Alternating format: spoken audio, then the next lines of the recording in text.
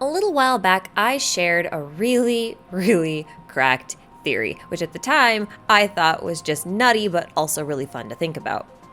Now, it wasn't my theory originally, but one proposed by Awesome Purple Pants 1 on Reddit. I'll leave a link in the description. Basically, the theory suggested that Raiden A has strong literary parallels to the original Dr. Frankenstein, and her relationship with Scaramouche is similar to that of Dr. Frankenstein and his monster. And the reason I shared it is because that checks out for the most part. Like Dr. Frankenstein, A's motivation for creating Scaramouche was rooted in grief and hatred of death and possibly erosion. And just like the monster, Scaramouche doesn't run away from his creator, but is instead found lacking and left to his own devices for a time. He later wakes up and wanders off, and then all the chaos happens, and then plus there's that infamous lightning association, what with A being the Electro Archon and all, and Dr. Frankenstein using electricity to revive a dead body, and you get the idea. But this theory then goes on to suggest that Scaramouche was a failed attempt to resurrect the true Electro Archon, Makoto, and this was the bit that was a little difficult to rationalize at the time. For starters, recreating your sister as a young boy is a bit odd, to say the least, and I'm not quite convinced that A would have been quite so quick to dismiss his usefulness if she had been attempting to revive her sister in the first place.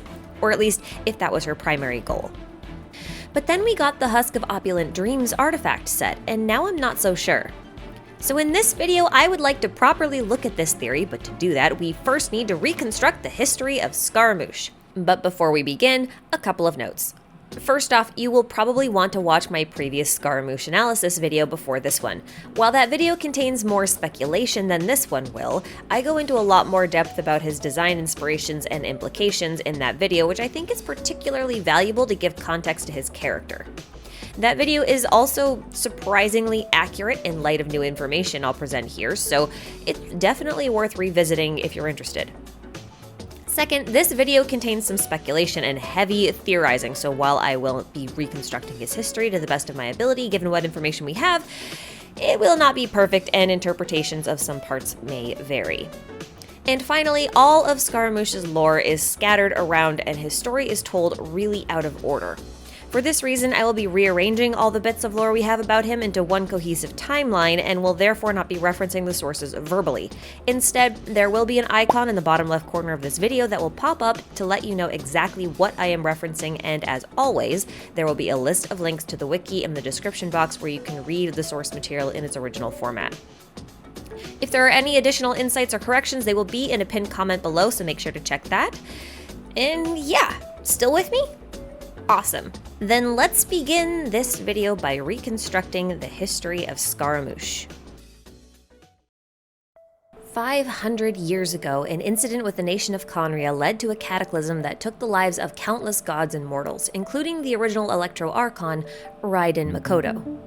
Raiden A was devastated by the loss of her sister. We're still not quite sure what it was she witnessed during the cataclysm, but whatever it was, it filled her with an immense fear of erosion and death. Determined not to meet an unsavory end, A set out to create a series of puppets using unknown or forbidden technology. Originally, the idea was to create a synthetic human being, capable of housing the Gnosis that once belonged to her twin, perhaps thinking that this being would be able to rule in her place. Her first successful puppet was a being we've come to know as Scaramouche, but it's unclear if the two have ever actually spoken. See, upon his creation, he was in a deep slumbering state, unable to do anything but dream. But those dreams made him shed tears, and those tears were seen by his creator to be a sign of weakness. The puppet was too emotionally or mentally fragile to house the Gnosis, or even to live the life of a common mortal. It's possible that the tears he shed in his sleep were instigated by the presence of the Gnosis within him, and whatever the Gnosis contained was too great a burden for a being with strong emotions. A herself is one who actively tries to suppress her emotions, so she may have been a bit biased in her decision. If the Gnosis was within Scaramouche at the time, she would have removed it at this point and then left him to continue sleeping indefinitely within the Shake Pavilion. The subsequent puppets were constructed without space for the Gnosis itself.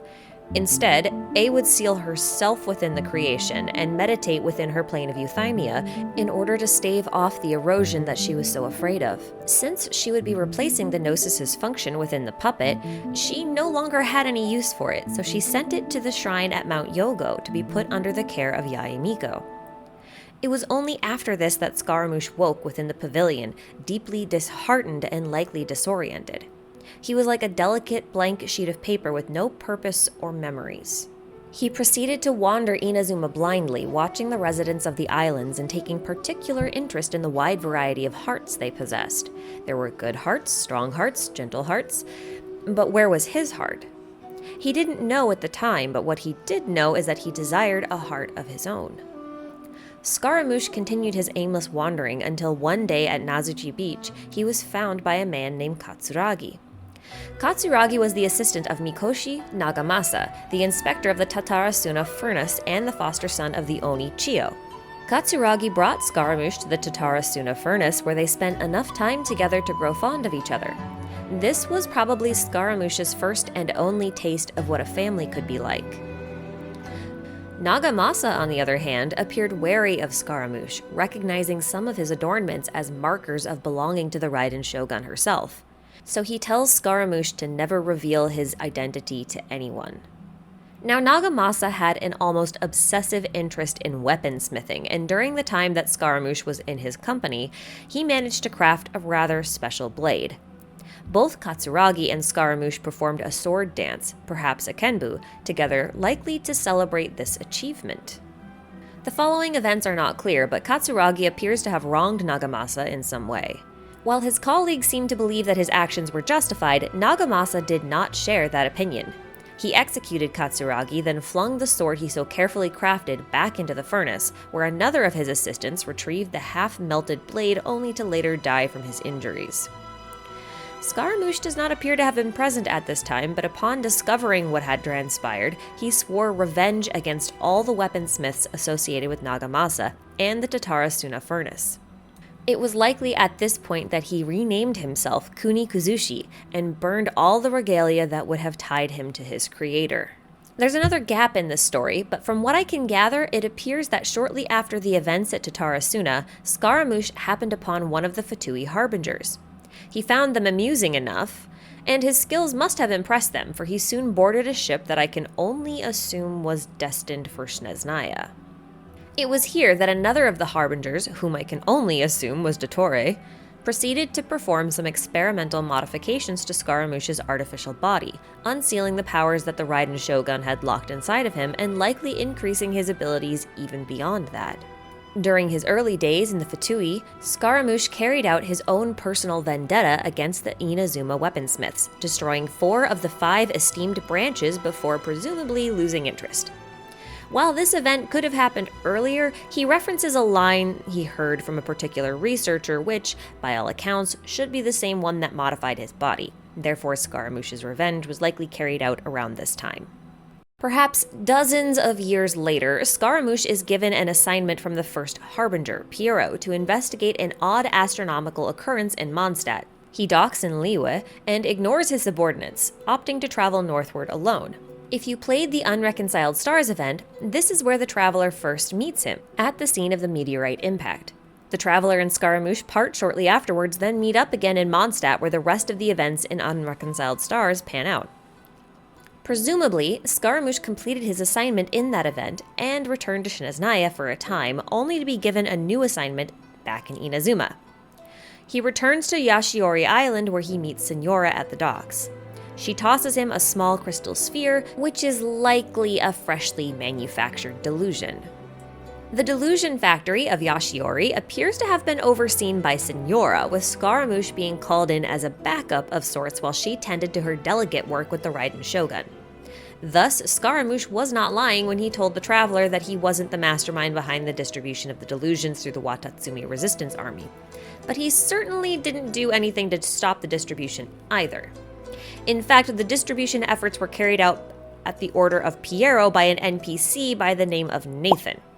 Nathan was also the mastermind behind the sabotage of the Shogun's wards, and is therefore responsible for releasing the Tatarigami. He is also responsible for Teppei's death.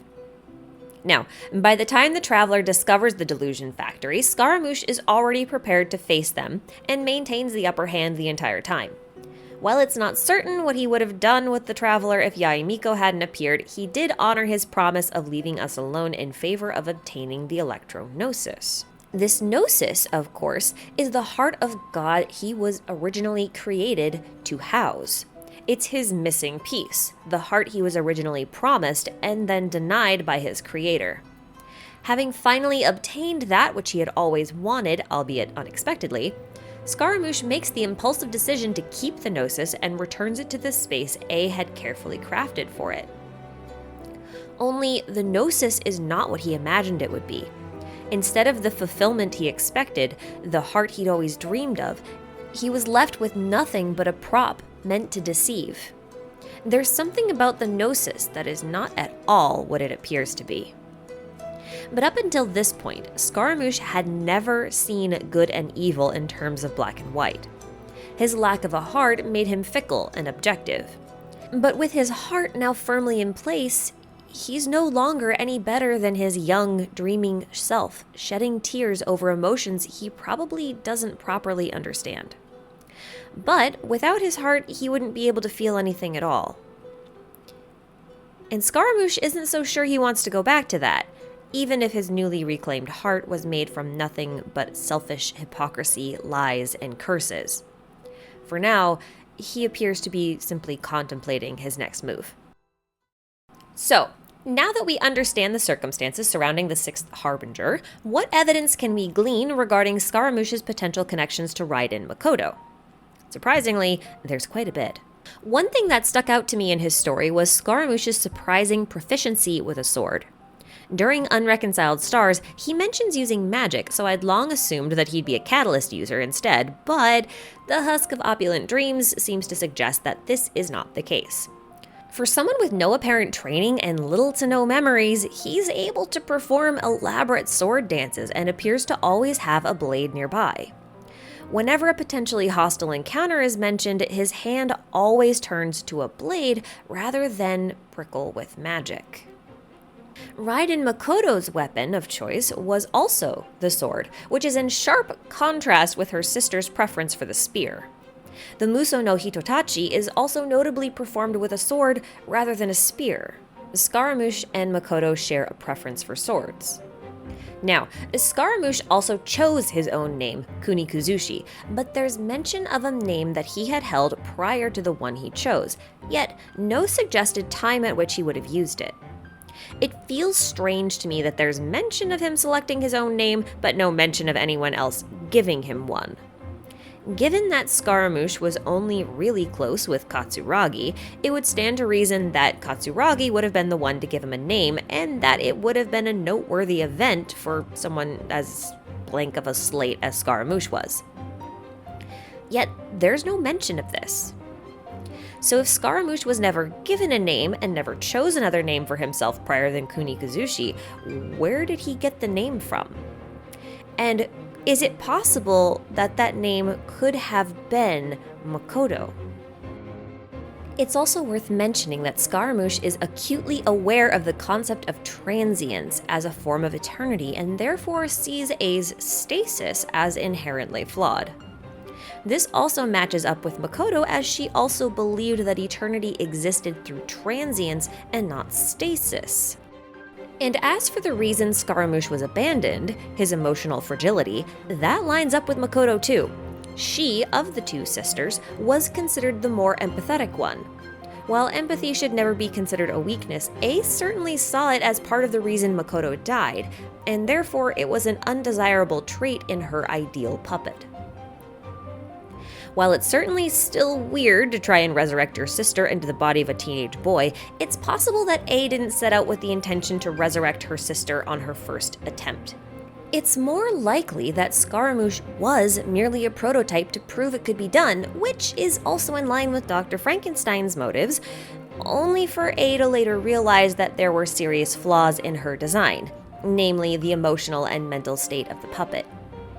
In a way, A does take responsibility for creating life by just letting him be, and then moves on to construct other prototypes to accomplish her goal. Now, I suspect she had used some pieces or some memory data or something like that from Makoto in the creation of Scaramouche, and then later decided that doing so would simply cause her next puppet to meet the same end as Makoto had, and therefore abandoned the idea. That means that Scaramouche could have been made with parts of Makoto, but still be his own person with his own sense of self. He may have even have bits and pieces of her memory as a result, or better yet, it's plausible that Makoto's memories were imprinted on the Gnosis itself, and if he, even for a moment, had the Gnosis within his possession while he was dreaming, those memories could have lingered on within him, giving him the sense that he once had another name, but he can't quite remember it. What's even more intriguing about this idea is that in Chinese, the Gnosis are actually referred to as the heart of God, which we could very well take as being somewhat literal. Rather than being gifted a generic Gnosis, it is possible that the original Gnosis were handcrafted for the original Archons and therefore have the properties that are unique to that Archon. Kind of like how Venti describes visions as an organ. The Gnosis would also be like a kind of organ, which is a little bit gross. But again, we're talking Dr. Frankenstein. We can be a little gross here. Now, although the Husk set also has some ominous lines about the nature of the Gnosis itself. It starts by calling it a prop for lies and deception, and then continues to claim that it held no blessings, but was instead a sacrifice brimming with selfishness, hypocrisy, cunning, and curses. Which implies that the Gnosis are not at all the magical foci that we've been led to believe, although they could still be organs. Up until this point, we've been led to believe that the Gnosis are very powerful gifts from Celestia that grant Archons great power, but in reality, they may be symbols of Celestia's deception and lies to the rest of the world. So does that mean that the Archon War was just a farce? A battle staged between all gods to decide upon 7 victors who would be gifted nothing but a hollow trophy? Would that then explain why Venti, Zhongli, and A were so lax about holding on to these so-called treasures? But if that's the case, then why does the Tsaritsa want them? I guess we'll just have to wait and see. As for Scaramouche, I think it'll be a couple of patches before we see him again. Probably not until spring of next year as we start thinking about going to Sumeru and we finally wrap up Inazuma's storyline, at which point I fully expect he will become playable. And no, I don't think his hat will be an issue. They already shrunk it down. And the no vision argument doesn't work here because the kid's got a Gnosis, okay? Yeah. Although, the way his story is currently set up, it is very possible that Scaramouche will not only be providing us additional insight into the nature of the Gnosis, but also into visions. I think it's quite possible that Scaramouche will receive a vision at the end of his story arc, and will be there to witness it firsthand. He's been without a heart this whole time and completely lacked any real ambition, wandering aimlessly and getting bored of his own vengeance, so what if at the end of his story arc he obtains clarity and his ambition reaches the point where a vision can be granted? It would be incredibly cool, but I have to point out one teeny tiny little thing, which is Scaramouche might not end up being an Electro unit, but a Geo one. I don't have a whole lot of basis for this claim apart from the fact that his story is told on an artifact set meant for Geo units. And so far, every artifact set has matched the element or scaling of the character it references. For example, Thundering Fury for the Thunderbird, the Crimson Witch of Flames for Signora, the Millilith and the Archaic Petra for Zhongli, etc., etc. And so, by this logic, Scaramouche would be Geo. Which is also hilarious when you think about it, because by Pokemon logic, ground beats electric. And it also means that A and Makoto are kind of like live wires within an electrical outlet, while Scaramouche is the ground wire. And it also kind of means that a lot of the artificial beings we're going to be seeing are probably going to be geo-based. I'm looking at Albedo when I say that. Anyway, in summary, Raiden A and Scaramouche do seem to have significant parallels to Dr. Frankenstein and his monster. There's a strong possibility that Scaramouche possesses some residuals of Raiden Makoto since they share several preferences and characteristics, which is gonna make any future confrontations between A and Scaramouche incredibly interesting. But what do you guys think about all this? Is it possible that Scaramouche is created with parts of Makoto? Or are we just grasping at straws and everything's just a coincidence? Let me know down in the comments. And until next time, I'll see you guys later.